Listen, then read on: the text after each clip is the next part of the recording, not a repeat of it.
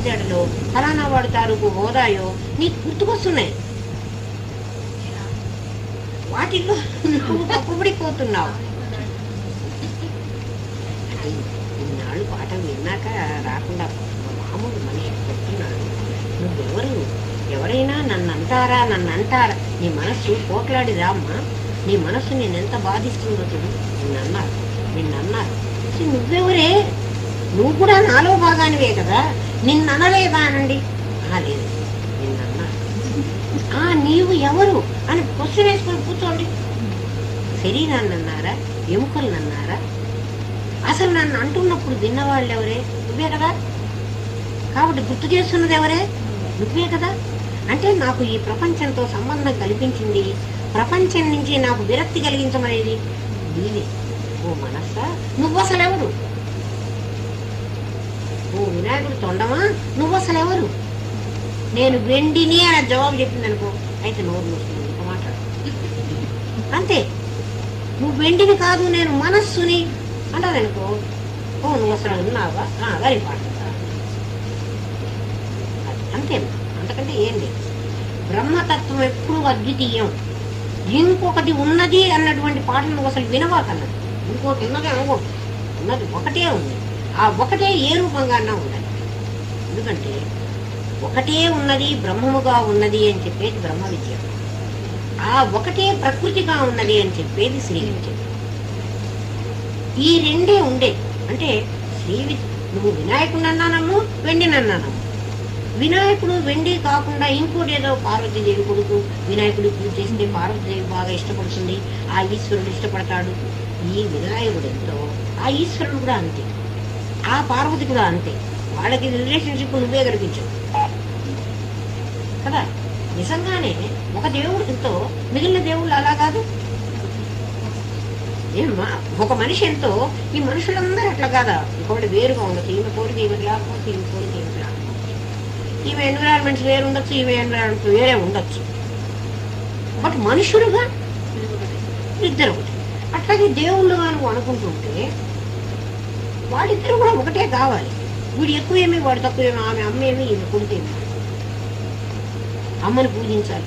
మొన్న మధ్యన ఎవరు అన్నాను అనుకున్నాను, ఏమండి నిన్న మేము తల్లి గౌరీ నోము ఓర్చుకోలేదు, ఇవాళ వినాయకుడు వస్తే మరి వాళ్ళ అమ్మకు కోపం రాదా అంటే, మరి ఆమె ఏ లెవెల్లో ఉందో చూసుకోండి. వాళ్ళ కొడుకుని పూజిస్తే వాళ్ళ అమ్మకు కోపం వస్తే అది అమ్మే కాదు. ఎందుకని ఆ లెవెల్లో చెప్తారు. అంతే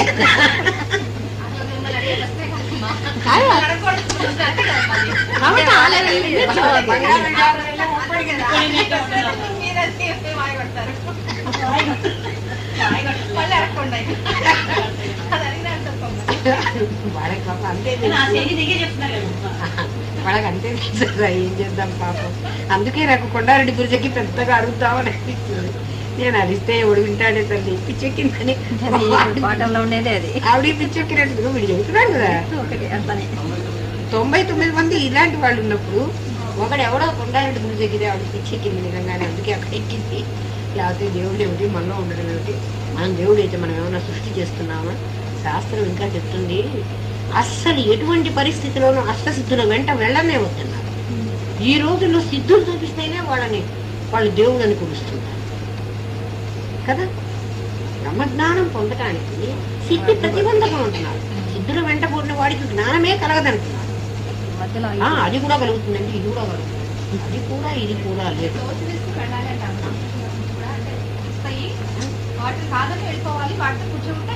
కానీ వాటినే ఉపయోగిస్తున్నారు కదమ్మా. ఇప్పుడు ఈ జనాలందరూ మరి దాన్నే ఉపయోగిస్తున్నారు కదా. ప్రసాదాలు పడతాయి కానీ, ప్రసాదాలు పడుతుంటే ఎక్కడి నుంచి వస్తాయో ప్రసాదాలు. పుల్లారెడ్డి స్వీట్లు కూడా వస్తాయి. వాళ్ళు ఇంకేదో స్వీట్లు కాకుండా పుల్లారెడ్డి షాపు వాళ్ళ స్టిక్కర్తో సహా వాళ్ళ అట్ట పెట్టారు అవి వస్తాయి ప్రసాదాలు. అయ్యో చాలా చూస్తాను నేను, అట్లా చూస్తాను. కలికి భగవాన్ అన్నాడు. కలికి భగవాన్ వాళ్ళ దగ్గరికి వస్తాడు, అమ్మ భగవాన్ దగ్గరికి వెళ్ళి. అమ్మ భగవాను కూరట వాళ్ళ ఇంట్లో కూర ప్లేట్లో పెట్టి మూత పెట్టాక, పప్పు గిన్నె పెట్టి దాని మీద ప్లేట్ పెట్టి ఆ ప్లేట్లో కూర పెట్టి మూత పెట్టారు. కలికి భగవాన్ వచ్చి 3 వేళ తీసుకుంటున్నాడు. ఆయనకి కాదు, పిల్లలు ఉంటే మొత్తం 3 వేలు పెట్టి ఇట్లా గీతలు గీసి పిల్లవాళ్ళని ఎందుకు పెట్టాలి?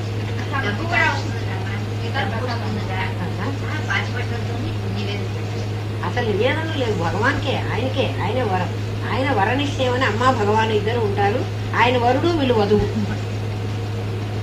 అవును, అమ్మ భగవాన్ వరుడు, వీళ్ళు వధువు. కళ్యాణం చేసుకుంటారు. కళ్యాణం కోసం 8,000 కట్టాలి, 6,000 8,000 ఏవో కట్టాలి.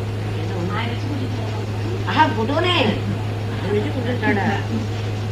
భాగవతంలో చాలా మంది అడుగుతారు కదా,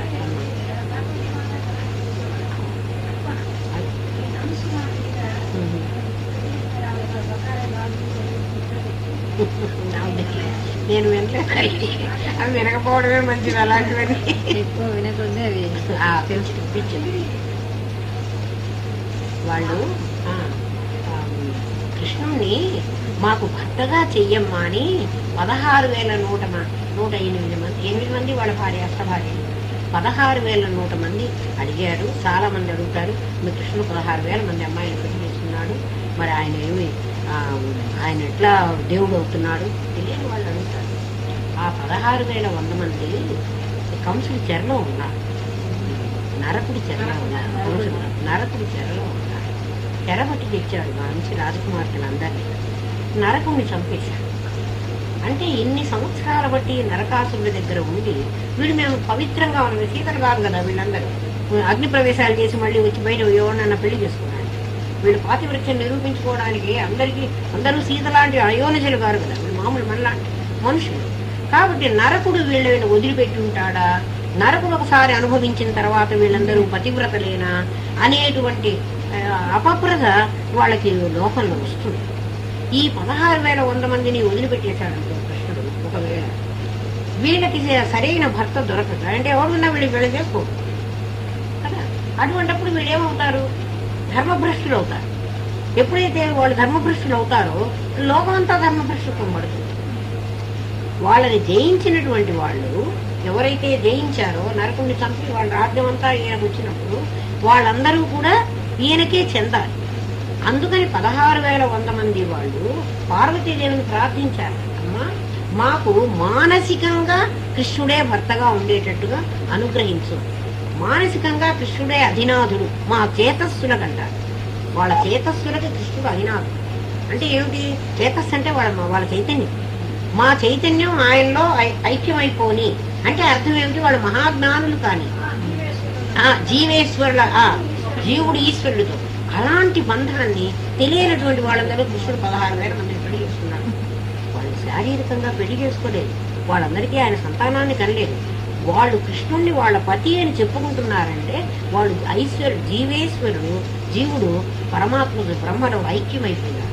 అందులో కృష్ణం వందే జగద్గురు, ఆ జగద్గురువుని వాళ్ళు భర్తగా స్వీకరించేశారు.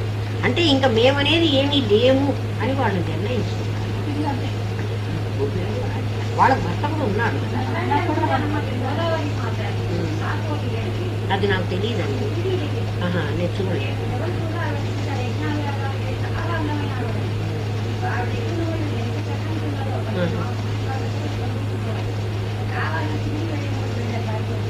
నేను వాళ్ళ జీవత్వాన్ని బ్రహ్మత్వంలో ఐక్యం చేసుకున్నారు.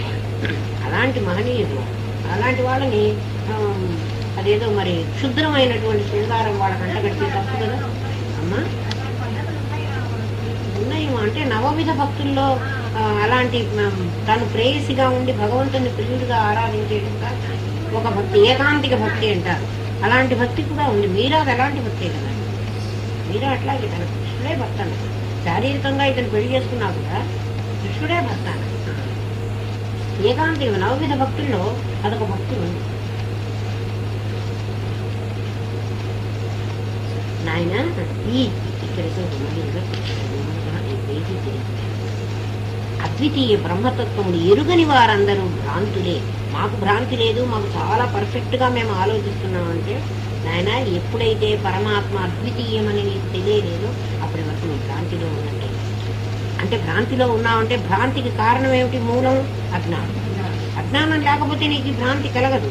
నాకేం అజ్ఞానం లేదు, నేను జ్ఞానంతో ఉన్నాను అంటే నిన్ను నువ్వు మోసం. నీకు జ్ఞానం కలిగింది అంటే, ఎవడో నాకు పిచ్చి కుదిరింది అంటే రోకలు తలకు చుట్టమంటే నీకు పిచ్చి కుదిరింది నాన్న, పిచ్చి కుదరలేదు నాన్న. రోకల్ని తలకు ఎట్లా చుడతారు? ఎట్లా చుడతారో తెలియకుండా నా రోకలు తలకు చుట్టండి అంటున్నావు అంటే నాకు పిచ్చి కుదరలేదు అని అర్థం. పిచ్చి కుదిరిందని మాట చెబుతున్నావు. అలాగే నాకు భ్రాంతి లేదు అని అంటున్నావు అంటే నీకు అజ్ఞానం. అటువంటి నీకు జన్మరాహిత్యం అసలే కలుగదు. జన్మరాహిత్యం ఎవడికి కలుగుతుంది? ఎవడైతే వాడి జీవుణ్ణి, చాలా ఈజీ అమ్మ, చాలా సింపుల్, ఎవడైతే జీవత్వంగా తనకు వేరుగా కనపడుతూ ఉన్నదో ఆ జీవత్వం ఏర్పడడానికి కింద ఉన్న మురుగు నీళ్లు కారణం. మురుగు కారణం, మురుగులో నీళ్లు కారణం కదా. ఆ నీళ్లు చెరువులో నీళ్ళే. ఈ నీళ్ళని ఎండగొట్టుకుంటే నీకు అందులో బింబం పడేటువంటి అవకాశమే లేదు. ఆ నీళ్ళని ఎండగొట్టుకోవడం అంటే ప్రారంధాన్ని నువ్వు అనుభవించాలి. ప్రారంధాన్ని అయిపోవాలి.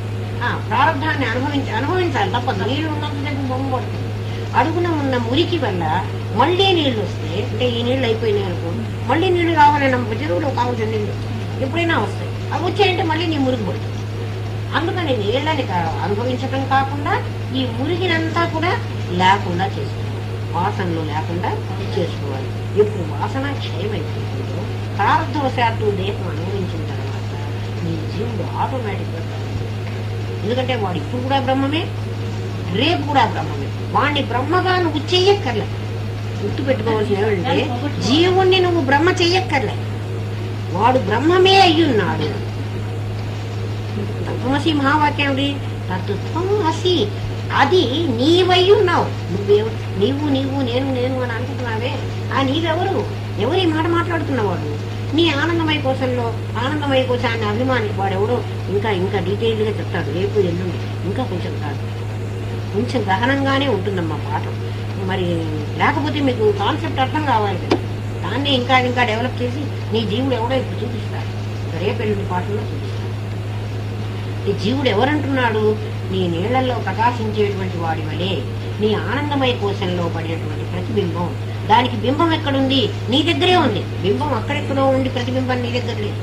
బింబం నీ దగ్గరే ఉంది, ప్రతిబింబం నీ దగ్గరే ఉంది. నీ విజ్ఞానమయ కోసం నీ దగ్గరే ఉంది, అందులో పడ్డ ప్రతిబింబము నీ దగ్గరే ఉంది. కాబట్టి జీవేశ్వరులు ఎక్కడున్నారు?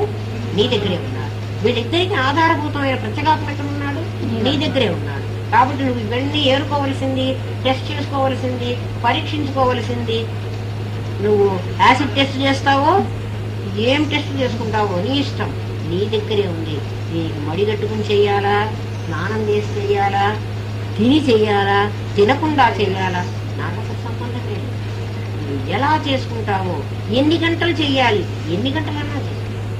నీకు అవగతం అవ్వాలి. ఏమని అవగతం అవ్వాలి? అద్వితీయ బ్రహ్మతత్వం, పరమాత్మ రెండవది లేనివాడు, పరమాత్మ ఒకడే అయినవాడు. ఆ ఒకరిని నేనే. అహంకారంతో అర్థం కావాలి. అహంకారంతో అర్థమైందనుకోండి, నేనే పరమాత్మ, మీరంటే పరమాత్మ. వచ్చాడు అంతే. అది జ్ఞానమయం చేసుకోవడం. కళ్ళద్దాలు పెట్టుకొని ఉంటున్నారు. జ్ఞానమయమైన కళ్ళద్దాలు పెట్టుకుంటే సేతు బ్రహ్మమయం జగత్.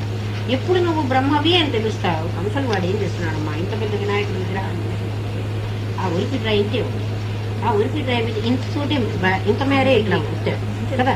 చూసి ఈ తల దగ్గర నుంచి తోక వరకు ఎంతైతే బొమ్మ ఉందో ఇదంతా వెండి అమ్మ. కాదండి, మీరు ఇక్కడే కదా చూశారు, ఇక్కడ చూడలేదు కదా, ఇక్కడ కూడా చూసి వెండి అని చెప్పండి అని అంటామా మనం? అసలు వాడు చూడక్కర్లే. ఒక తెలిసిన వాడైతే నువ్వు అసలు ఒరిపిడి రాయి బట్టి చూడకుండా కూడా ఇది వెండి అని చెప్పేస్తాడు. అంటే వాడు ఇంకా తెలియగలవాడు, బ్రహ్మ విద్వరిష్ఠుడు. ఒకడు అంతవరకు రాయి పెట్టి గీచి ఈ మొత్తం బొమ్మ ఒకటేనండి. అట్లా రాయి పెట్టి గీచుకోనైనా లోపల ఒరిపిడి రాయి పెట్టి నువ్వు బ్రహ్మమని నిర్ణయించుకో. నువ్వెప్పుడు బ్రహ్మమని నిర్ణయించావో ఈ మొత్తం బ్రహ్మమని నిర్ణయించడానికి అసలు ఇది నిర్ణయించుకో. దీని మీద నిలబడు అని చెప్తున్నాడు విద్యారణ్యుడు. జన్మ మరీ ఇవాళ అసలు ఒక్క శ్లోకమే ఇవాళ 1:45 minutes. అమ్మా ఎన్నో శ్లోకం? ఇప్పుడు 17 ఒక్కటే అయిపోయింది. 18 చెప్పాలి. ఒకటే శ్లోకం అయింది చెప్తున్నా కదా. ఎందుకని నీకు ఇక్కడ సుఖం లేదు అని చెప్పడానికే ఇంతసేపు చెప్తారు. పైగా పూర్వపక్షి కూడా నువ్వొక్కడే తెలివి తక్కువ వాడివి అంటే బాధపడగా అమ్మా నాతో పాటు అందరూ పూలు. అదే మరి వాడి నిజాయితీని నిరూపించుకోవడానికి మరి ఇంతసేపు చెప్పుకోవాలి తప్పలేదు కదా. మేమందరం ఒకటే అనుకుంటే నువ్వు ఒక్కడికి వేరే అనుకుంటే మరి నువ్వు తెలివి గలవాడివా మేము తెలివి గలవాడమ్మా. మెజారిటీ పీపుల్ దేవుడు వేరే ఉన్నాడు అంటున్నాం, దేవుడు వేరే చేస్తున్నాడు అంటున్నాం కదా. రోజు మేము దేవుడికి పూజ కూడా చేస్తున్నాం, వాళ్ళు వేరే పూజ.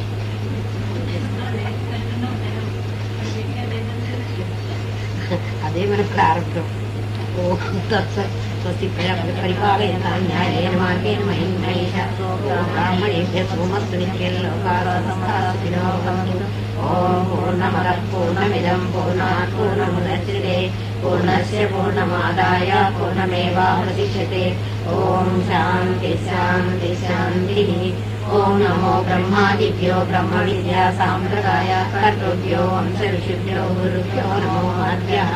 సర్వోపద్రవరహిత ప్రజ్ఞానగణః ప్రత్యగంతో బ్రహ్మైవాహమస్మి బ్రహ్మైవాహమస్మి బ్రహ్మైవాహమస్మి. వచ్చే వారం పాట రాము వస్తున్నాడు, పాట ఉంటుంది. ఇంకా లైట్ చెప్తాను మీకు జీవుడు చూపిస్తాను. ఇప్పుడు పడుతుంది కదా.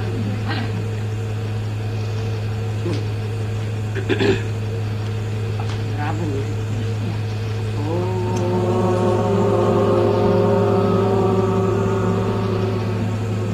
అఖండ మండలాకారం వ్యాప్తం యేన చరాచరం తత్పరం దర్శితం యేన తస్మై శ్రీ గురవే నమః. సదాశివ సమారంభాం శంకరాచార్య మధ్యమాం అస్మదాచార్య పర్యంతాం వందే గురు పరంపరాం. గురు బ్రహ్మా గురుర్విష్ణు గురుదేవో మహేశ్వరః గురు సాక్షాత్ పరబ్రహ్మ తస్మై శ్రీ గురవే నమః. నిత్యానందం పరమసుఖదం కేవలం జ్ఞానమూర్తిం విశ్వాతీతం గగన సదృశం తత్వమస్యాదిలక్ష్యం. ఏకం నిత్యం విమలమచలం సర్వదీ సాక్షిభూతం భావాతీతం త్రిగుణరహితం సద్గురుం తం నమామి. ఓం సహనా భవతు సహనౌ భునక్తు సహ వీర్యం కరవావహై తేజస్వినావధీతమస్తు మా విద్విషావహై. ఓం శాంతి శాంతి శాంతి. కొంచెం పెద్ద క్యాండిల్ అయితే బాగా అనిపిస్తుంది.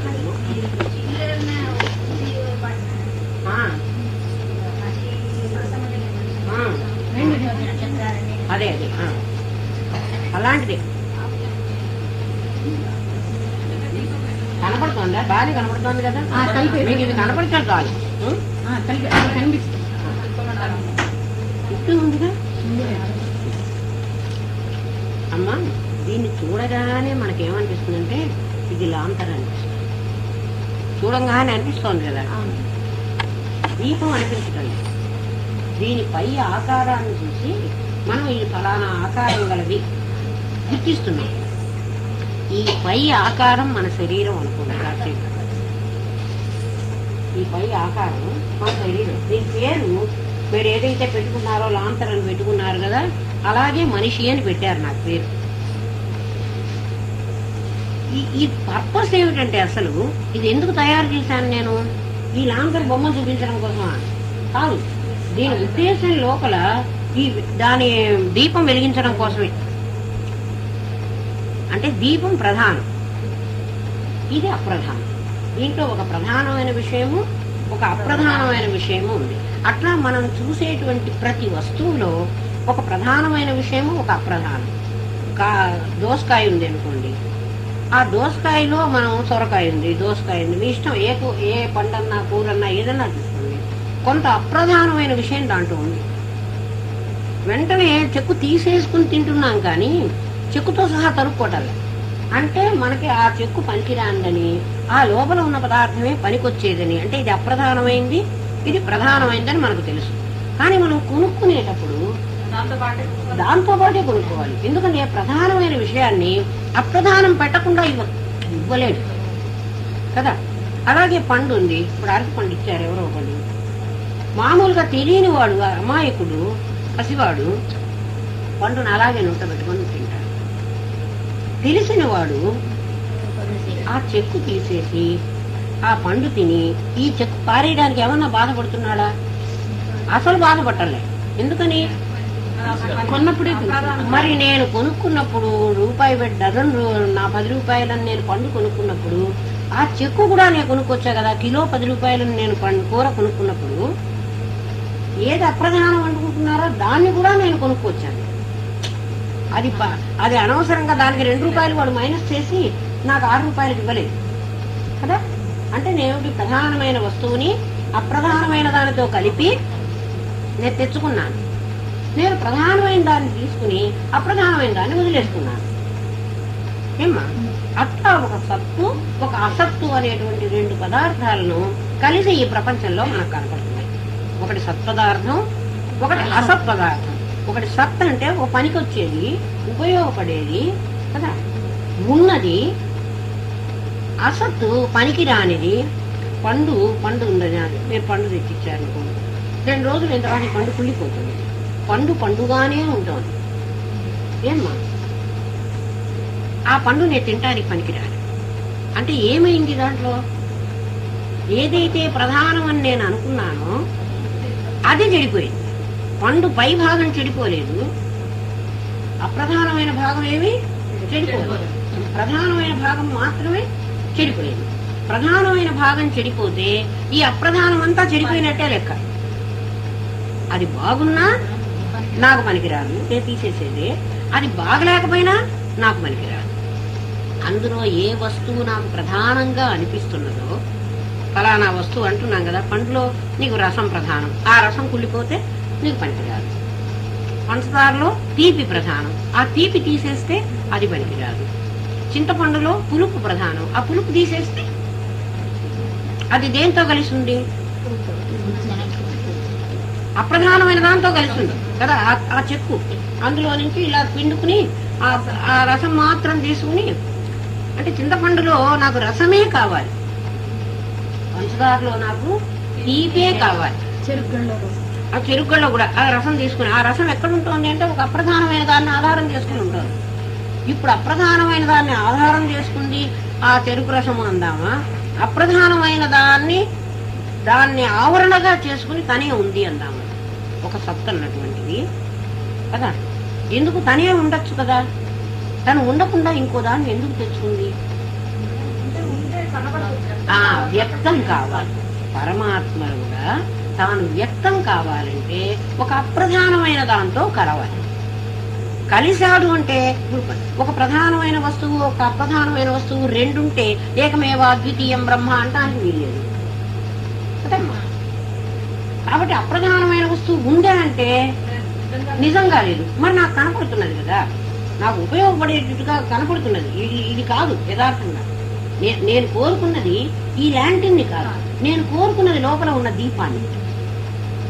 కానీ ఇది నాకు దీంతో పాటు ఇది లేకపోతే అది ఉండడానికి అది వెళ్ళదు. పోనీ మీరు ఫ్యాన్ ప్లేసుకొచ్చింది, మీరు ఫ్యాన్ పెట్టుకున్నా కూడా దీన్ని పోగొట్టకుండా దీనికి రక్షణగా ఉంటుంది.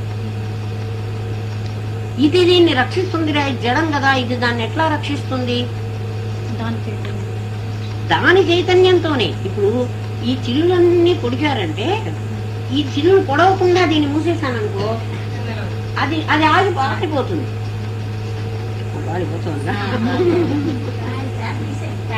మీరందరూ ఉన్నారని వేసుకోండి. ఏమ్మా, ఈ దీపం ఉండడానికి ఇది కారణం అవుతోందే కానీ యథార్థంగా ఇది దీపం కాదు. ఆ లోపల ఉన్న వెలుగు మాత్రమే దీపం. ఈ దీపం ఏం చేస్తోందంటే ఇది శరీరం అనుకుంటున్నాం మనం. అందుకే పంచకోశాలును కాదు, ఆ కోశ ధర్మాలు నీకు లేవు. దీని కోశానికి ధర్మం ఏమిటి? ఇది కుండ ధర్మం. దీపం ధర్మం కుండకు లేదు. దీపం ధర్మం వేరు, కుండ ధర్మం వేరు. ఈ ధర్మం నీకు లేదు, ఇది నువ్వు కాదు, నీ లోపల పరమాత్మ ఉన్నాడు అని మనం చెబుతున్నామే. వీడు పరమాత్మ. వీడు ఈ పైన ఉన్నటువంటి ఈ శరీరం వాసనారూపమైనటువంటి కర్మ వల్ల మనకు వచ్చింది. మన వాసనలు ఏ రకంగా ఉంటే ఈ శరీరం అట్లా ఉంటుంది. ఎవడెవడి వాసనలు ఏ రకంగా ఉంటే ఈ శరీరం అప్రధానం. దీనిలో ఉన్న ప్రధానమైన వస్తువు మరొకటి ఉంది, అది పోతే దీన్ని తగలబెడుతున్నాం. మరి ఇందులో అన్నీ ఉన్నాయి కదా, చచ్చిపోయినటువంటి నాలో అన్నీ ఉన్నాయి కదా, మరి ఎందుకు నన్ను తగలబెట్టారు? ఇందా నుంచి నన్ను కూర్చున్నాను, పాఠం చెప్పాను, మాట్లాడిచ్చాను కదా, ఏం పోయింది? దానిలో ఒక ప్రధానమైన వస్తువు పోయింది. ఆ ప్రధానమైన వస్తువు పోతే ఇది అప్రధానం, ఇంకా ఇది పనికిరాదు, ఇది ఉపయోగపడదు. ఈ ప్రధానమైన వస్తువు ఇప్పుడు జీవుడు ఎవడో మీకు ఇప్పుడు తెలుస్తుంది. పరమాత్మ అయితే అంటే ఈ దీపం పరమాత్మ, దానికి ఒక ఆకారం లేదు. ఆ దీపానికి ఒక ఆకారం లేదు. దీపానికి ఆకారం ఏముంది? వెలుగుకి ఆకారం లేదు. దాని ఉనికి ఎలా తెలుస్తోంది? తన వల్లే తెలుస్తోంది, తను ప్రకాశిస్తోంది కదా. దీపం ఉన్నది అని ఇంకొకటి ఎవడన్నా టార్చ్ లైట్ పెట్టేసి ఇక్కడ దీపం ఉందని చెప్పాలా? అక్కర్లేదు. కాబట్టి దీపం స్వయం ప్రకాశం, దాని ప్రకాశమే దాని ఉనికిని చెప్తోంది. అది ఉన్నదని ఎలా తెలిసింది అంటే ప్రకాశించింది. ఉండి ప్రకాశించడమే కాకుండా అది కాలుతుంది. దహనం అనేటువంటి కాలే శక్తి దానిలో ఉంది. అది కాలడం కాదు, దేనైనా కాదు. కాబట్టి అది ఉండడం సత్, ప్రకాశించడం చిత్తు. అది దహన శక్తి, దాని ధర్మం, దాని దహన శక్తి, అది దాని ఆనందం. అట్లా సత్తు చిత్తు ఆనందం తప్ప దానిలో ఇంకేమీ లేదు. దానికి ఒక ఆకారం లేదు. ఆకారం ఉందా? లేదు. ఆ ఆకారం లేని వస్తువు ఇప్పుడు ఆకారంగా తయారైంది. ఇక్కడ చూడు, ఇక్కడ పెడితే ఇక్కడ రాలేదు. ఒక పువ్వు ఆకారం వచ్చింది. నిజంగా ఇక్కడ పువ్వు లేదు. ఏమ్మా ఇక్కడ పువ్వు ఉందా? నిజంగా లేదు. కానీ నాకు పువ్వు కనపడుతుంది. ఈ పువ్వు కనపడడానికి ఏది కారణం అవుతుంది? ఆ లైట్ వేయండి, ఈ పువ్వు కనపడదు. లైట్ వేయండి ఒకసారి. ఇప్పుడు పువ్వు కనపడుతుంది. అజ్ఞానం వల్ల. జీవుడు ఎందుకు ఏర్పడుతున్నాడు అంటే పరమాత్మ ప్రకాశం అంతటా ఉన్నా అజ్ఞానం ఆవరించడం వల్ల. నాకు దుప్పటిలాగా ఆవరించింది అజ్ఞానం, నిద్ర ఆవరించినట్టు ఆవరించింది. ఇప్పుడు తీసేయండి. మీకు ఆ లైట్ ఉంటే ఇది పడదు అని చెప్పడానికి. ఈ చీకటి ఉంటేనే ఈ వెలుగు పడుతుంది. అంటే ఈ చీకటి ఇంకా ఎక్కడైనా లైట్ ఉంటే అది కూడా తీయండి, లేకపోతే పడదు. ఇది పడుతుంది. అంటే ఏమిటి? జీవుడు ఏర్పడాలంటే అజ్ఞానం అనే చీకటి ఉండాలి. మనం అందరం జీవుళ్ళం అనుకుంటున్నాం కదా. దేనివల్ల నీకు జీవత్వం వచ్చింది? అజ్ఞానం అనే చీకటి వల్ల. ఈ బొమ్మ ఎలా పడుతోంది? ఈ చిల్లులు ఏ విధంగా ఉంటే ఆ రూపం పడుతుంది. నిజంగా లోపల ఉన్నటువంటి క్యాండిల్కి ఆకారం లేదు, ఏమా వెలుగుకు ఆకారం లేదు. కానీ ఇవన్నీ చూడు, ఒకటి డైమండ్ లాగానో, ఇక్కడ ఇంకో రకమైన ఆకారం, ఇదిగో ఇక్కడ సన్న సున్నా లాంటి ఆకారం. మేము ఊహించుకోండి, మరి అంత క్లియర్ గా చూపించడానికి కారణం ఏ కన్నం ఉందో దీని మీద పడేటువంటిది ఆ కన్నం లాంటి ఆకారం పడుతోంది కదా. ఈ కనపడ్డ ఈ దీపాన్ని, ఈ కాంతి దాని కాంతే దీనికి సపరేట్ కాంతి. దాని కాంతే ఇంత మేరే పడిందా? ఇక్కడ పడలేదా? పడలేదు. ఎందుకు పడలేదు? ఇది అడ్డం ఉంది కాబట్టి. ఇది అడ్డం లేకపోతే ఇక్కడంతా కాంతే పడుతుంది. ఎక్కడెక్కడ అడ్డం ఆవరించిందో అంటే నా శరీరమే, నా మనస్సే, నా అంతఃకరణే. నా శరీరం అంటే ఇంత శరీరమే కాదు కదా, మనస్సు, బుద్ధి, చిత్తం, అహంకారం అన్నీ నావే. ఇవన్నీ ఆవరించిన నా పరమాత్మ ప్రకాశం నా నవరంధ్రాల్లో నుంచి వ్యక్తమవుతుంది. దాన్ని బట్టే నాకు 2 కళ్ళు, చెవులు, ముక్కులు, నోరు ఇవన్నీ ఉండబట్టి కదా నన్ను మనిషి అంటున్నారు. ఇవి కాకుండా ఉంటే నన్ను మనిషి అంటారు. ఏ ఇంద్రియాల ద్వారా ఈ పరమాత్మ చైతన్యం వ్యక్తం అవుతుంది. పరమాత్మగా ఉన్నప్పటికీ ఆ దీపం ఇక్కడికి రాలే. ఏం ఆ లోపల క్యాండిల్ ఇక్కడికి వచ్చిందా? రాలేదు. కానీ ఆ కాంతి ఇక్కడ ఇక్కడ కనపడుతుంది. ఇక్కడ కనపడ్డప్పుడు నామరూపాత్మకమైనది వచ్చింది. ఒక పేరు వచ్చింది, దానికి ఒక రూపం వచ్చింది. ఈ రూపం దీని వల్ల వచ్చింది. అప్రధానమైన దాని వల్లనే నాకు ఈ రూపం వచ్చింది. అర్థమవుతుంది? ప్రధానమైన దానికి రూపం లేదు, దానికి పేరు లేదు. అప్రధానమైనది నాకు నామరూపాలు ఏర్పాటు చేయాలి. ఈ నామరూపాలు దేని వల్ల ఏర్పడ్డాయంటే దీని వల్ల ఏర్పడ్డాయి. నా నామరూపాలు నాకు జీవత్వం దేని వల్ల ఏర్పడిందంటే నా ఆనందమయ కోశం వల్ల ఏర్పడింది. నా ఆనందమయ కోశం వల్ల నాకు జీవత్వం ఎలా వచ్చిందో నా విజ్ఞానమయ కోశం వల్ల నాకు ఈశ్వరత్వం కూడా అలాగే వచ్చింది. ఏమ్మా, నేను జీవేశ్వరుడు అయినాను అంటున్నానే, నా ఆనందమయ కోశంలో అజ్ఞానం ఉండటం వల్ల దాంట్లో ప్రతిబింబించినటువంటి నా చైతన్యమే నాకు జీవత్వాన్ని తెచ్చిపెట్టింది. అంటే ఇప్పుడు దీనిలో ప్రతిబింబించినట్టు ఇది ప్రతిబింబం, ఇది ప్రతిబింబం, అది బింబం. ఈ ప్రతిబింబానికి బింబానికి లేనటువంటివి ప్రతిబింబానికి ఉన్నటువంటివి ఏమిటంటే ఆకారం బింబానికి లేదు, ప్రతిబింబానికి ఆకారం కదా. ప్రతిబింబానికి ఆకారం రావడమే కాక ప్రతిబింబం ఒక పువ్వు అని చెప్తున్నాం. ప్రతిబింబం ఒక డైమండ్ లా, ఒక ఆకారము, దాంతో పాటు ఒక నామం, ఒక నామము ఒక రూపము. సహజంగా నాకు లోపల నామము లేదు, రూపము లేదు. కానీ ఏర్పడడానికి నామము రూపము రెండు వచ్చినాయి. ఇప్పుడు నీకు ఏం చెబుతున్నానంటే నాకు ఆత్మ తెలియదు. లోపల మీరు అన్ని చదువుతున్నప్పుడు సరే నిజమే, నా లోపల ఒక ప్రధానమైనది ఉంది, ఇది అప్రధానం అని నేను అనుకుంటున్నాను, కానీ నాకు తెలియలేదు కదా. మీరు చెప్తున్నారు కరెక్టే, నాకు తెలియలేదు కదా అన్నప్పుడు నిన్ను ఎక్కడి నుంచి వెళ్ళమంటున్నానంటే, నాయన ఈ కాంతి ఈ లోపల ఉండకపోతే రాదు అని నీకు డెఫినెట్ గా తెలిసింది కదా. నీ లోపల ఆ శక్తి ఉండకపోతే ఇది రాదు అని తెలిసింది కదా. దానికి నామరూపాలు లేవు, దీనికి నామరూపాలు ఉన్నాయంటున్నావు కదా. నీలో ఎక్కడో లోపల నేను నేను నేను నేను జీవుణ్ణి, నేను ఫలానా పేరు గలవాడిని, నువ్వు పేరు కాదు అని నేను చెప్పినా కూడా నీకు నేను ఫలానా పేరు గలవాడిని, ఫలానా కులం గలవాడిని, ఫలానా వాడి భార్యని, నీకు ఇవన్నీ అనిపిస్తున్నాయే. ఈ పువ్వు అంటున్నదన్నమాట నేను ఈ మాటలన్నీ, అది అంటలే, ఇది అంటున్నది. ఇక్కడి నుంచి ఇప్పుడు నేను ఇక్కడి నుంచి చూసాను అనుకో, నాకు లోపల క్యాండిల్ కనపడదు. నేను ఈ పువ్వు దగ్గరికి వెళ్ళి ఇక్కడ నా మొహం పెట్టాను అనుకోండి, ఇప్పుడు నాకేం కనపడుతుంది? లైట్ ఈ ప్రతిబింబం దగ్గరికి వెళ్ళి నేను బింబాన్ని చూసినట్టయితే నాకు ఖచ్చితంగా బింబం కనబడుతుంది. ఎందుకంటే ఇది ఏర్పడడానికి కారణం అదే. కాబట్టి నేను ఎక్కడికి వెళ్ళి చూడాలి, నేను నేను అని ఎక్కడ సెర్చ్ చేసుకోవాలి? నేను నీ లోపలంటే ఎక్కడ నేనని నీ జీవుడు మాట్లాడుతున్నాడో, ఎక్కడ నీ జీవుడు నా మనస్సు బాధపడి, ఆ అమ్మాయి తిట్టగానే నా మనస్సు బాధపడిందండి, నేనెక్కడ బాధపడుతున్నాను, నా మనస్సు ఎక్కడుంది? నా మనసు దగ్గరికి జీవుడు వెళ్ళి బాధపడుతున్నాడు కదా, అది మనస్సు బాధపడుతోందా, జీవుడు బాధపడుతున్నాడా? అదే నిన్ను నువ్వు పరీక్షించుకో. అబ్బా, నాకు లాటరీ వచ్చేప్పటికి ఎంత ఆనందం అనిపించిందో. ఎక్కడ ఆనందం అనిపించింది? నీకెక్కడ ఆనందం అనిపిస్తోంది? నీకెక్కడ బాధ కలుగుతోంది? నీకెక్కడ మోహం కలుగుతోంది? ఎక్కడ ద్వేషం కలుగుతోంది? కలుగుతున్నది అని నువ్వు గ్రహిస్తున్నావు. నా కోపం వచ్చింది, బా ఇప్పుడేం మాట్లాడవాకండి అంటున్నాం కదా. అంటే నీకు కోపం వచ్చింది, కోపం నువ్వు కాదు, నీకెక్కడి నుంచో వచ్చింది. అలాగే నీకు మోహం కలిగింది.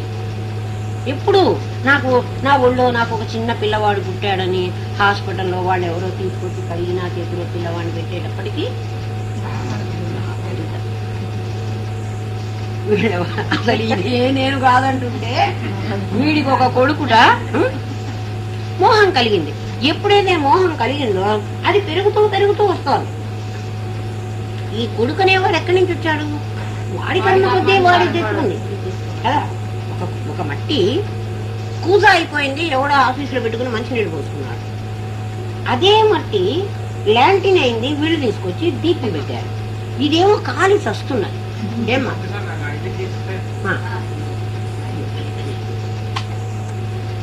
మేము పాఠం చెప్పుకుంటూ లైట్ తీసేసాను లేరా, ఏం లేదు. ఇది టీచింగ్ ఎయిడ్ మా ప్రాక్టికల్ క్లాస్.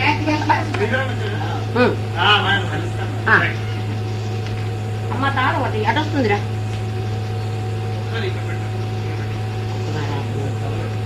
రాముడు అంటే భిన్నం కాదని చెబుతున్నాడు కదా. ఇది అదే, దీని పేరు త్వం. ఎవరి పేరు? ప్రతిబింబం. ఈ ప్రతిబింబం పేరు త్వం. ఎందుకని ఇది త్వం అయింది? ఇది నామరూపాత్మకమైంది, దీనికి ఆకారం కలిగింది, ఇది అప్రధానమైన దాని నుంచి వచ్చింది. తత్ ఎవరు?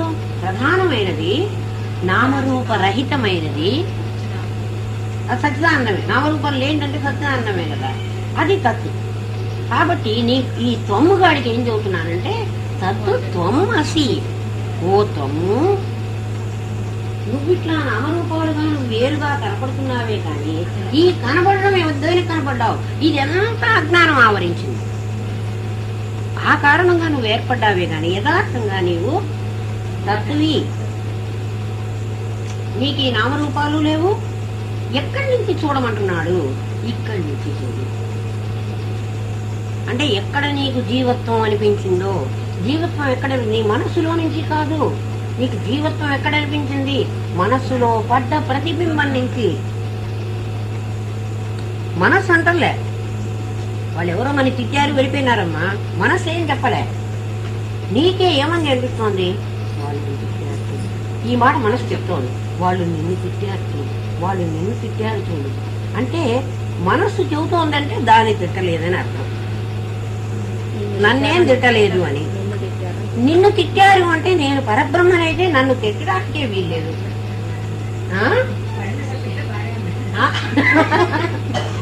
చూడమ్మా, ఎవరికి చెప్తోంది మనస్సు? నిన్ను నిన్ను అని జీవుడికి చెబుతోంది. ఆ జీవుడు రియాక్ట్ అయిపోయి కదా, ఎందుకంటే వాడిని తిట్టారని మరి వాడు అంటున్నాడు.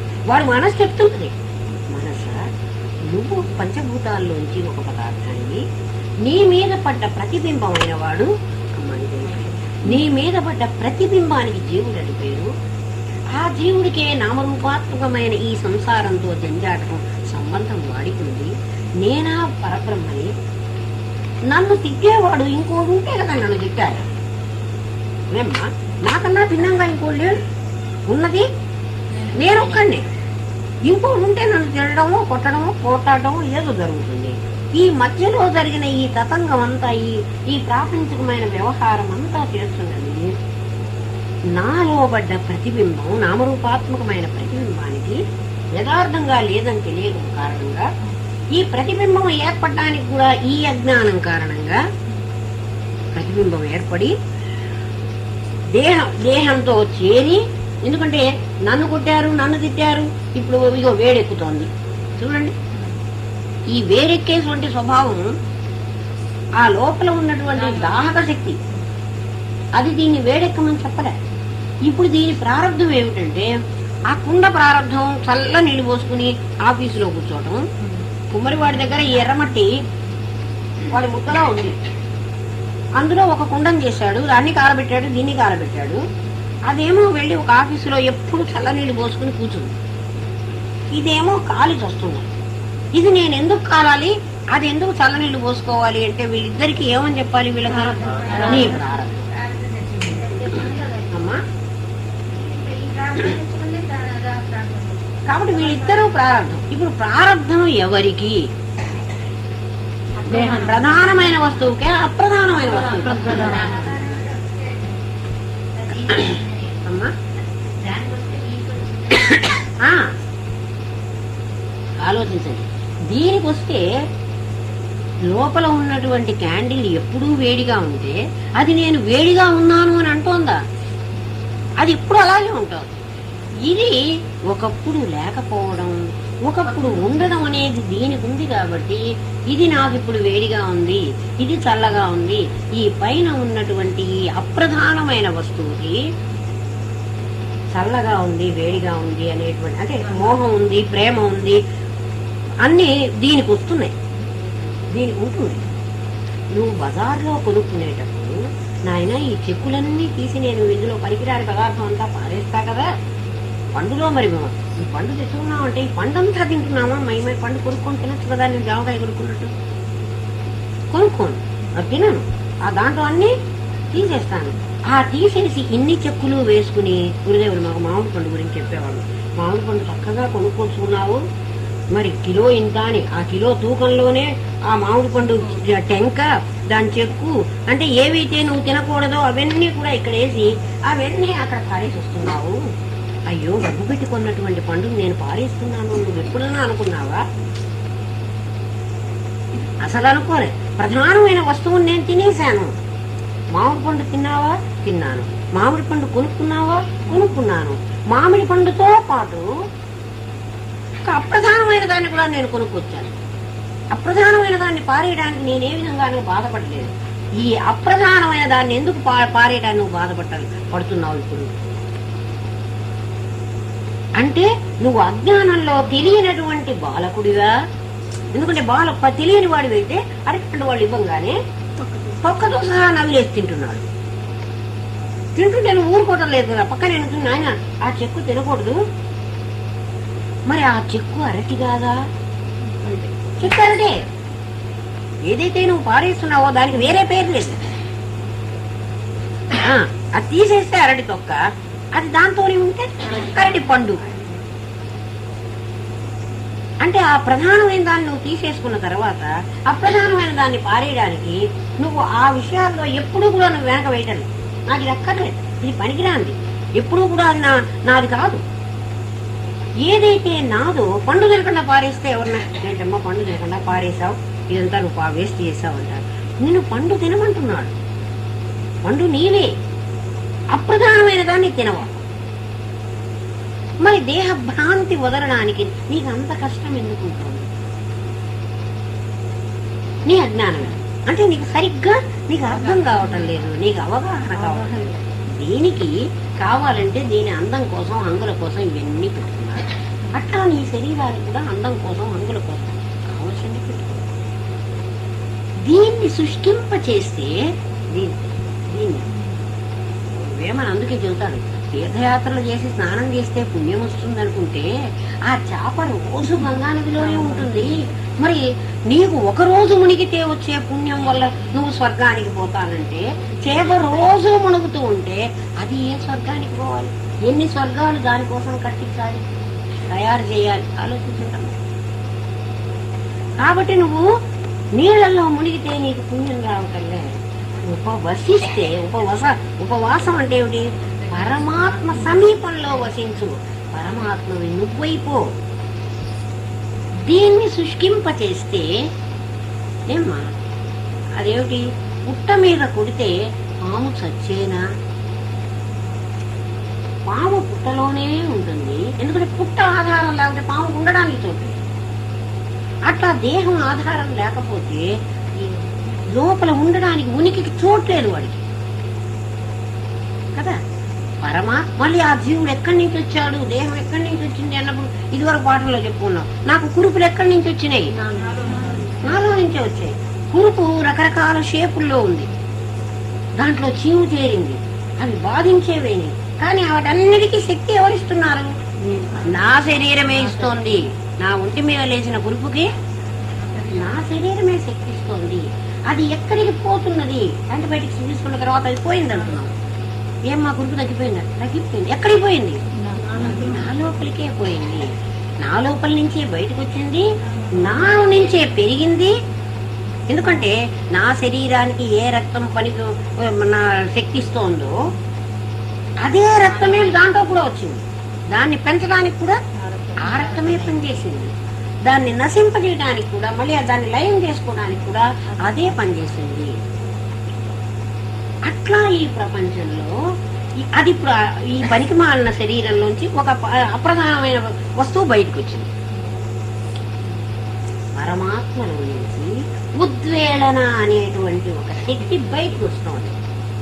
ఆ బయటకు వచ్చిన శక్తి సత్వరజస్తమో గుణాత్మకంగా మారుతోంది. త్రిగుణాత్మకంగా అది మారుతుంది. అలా మారినటువంటి శక్తి అనేక పంచభూతాలతో చేరి అది ఈ రూపాలన్నీ నామరూపాలన్నీ వేరువేరుగా కనిపించుకుంటోంది. కాబట్టి వేరువేరుగా నీకు నామరూపాలు కనిపించినప్పటికీ ఆ నామరూపాలకు వేరే వేరే పేరు